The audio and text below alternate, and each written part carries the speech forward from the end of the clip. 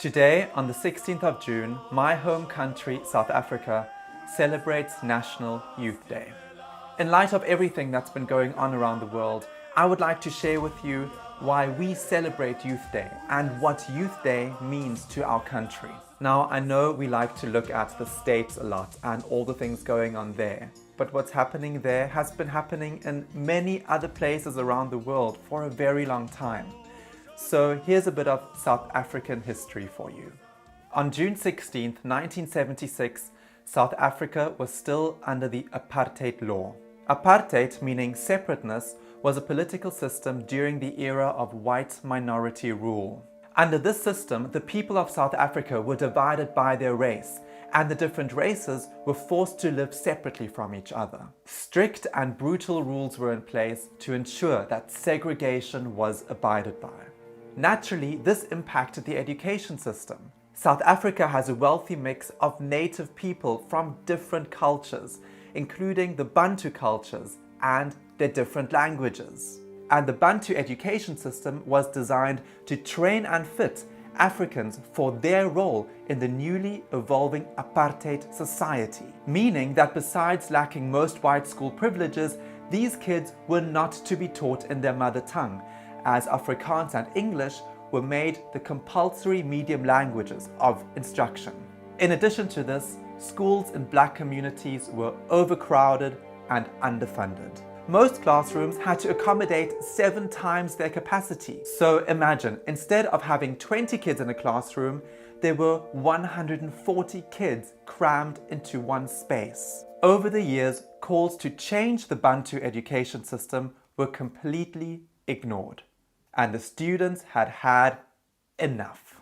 On that day in 1976, on a Wednesday morning, in the township of Soweto, the students, some of which were affiliated to student organizations against oppression, started a peaceful protest. About 20,000 South African school-going children rose up against the apartheid government. They were marching from Orlando West Secondary School in Vilakazi Street to Orlando Stadium in Soweto.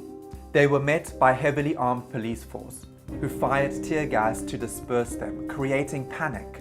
The police then used live ammunition to shoot at the students. The first documented fatality was a 12-year-old pupil, Hector Peterson. Mbuyisa Makubo, a schoolmate, carried him to Pefeni Clinic, with Peterson's sister, Antoinette, running next to him. Hundreds and hundreds of students died that day. Thousands were injured. The exact numbers are still unknown. The protests continued in Soweto for 2 days, with students looting and torching anything associated with the apartheid government, including government offices and buses. When South Africa became a democratic state in 1994 under the ANC government, the apartheid-based education system was abolished. However, the apartheid legacy is still very much palpable in our country. Only a few public schools offer learners in their foundation phase to be taught in their mother tongue, and many schools still only teach in English or Afrikaans. Many schools are lacking the funding to ensure proper fair education, electricity, running water, and proper sanitation facilities. A lot of the funding has been lost to corrupt leaders in government, filling their own pockets. So today we celebrate those kids who rose up, who made their voices heard, who had the courage to risk their lives to fight against the system of oppression. And of course, we remember those who lost their lives on the 16th of June, 1976 in Soweto, South Africa. The legacy of the Soweto uprising is still alive today. But I wonder, what will it take for freedom to become a reality in South Africa?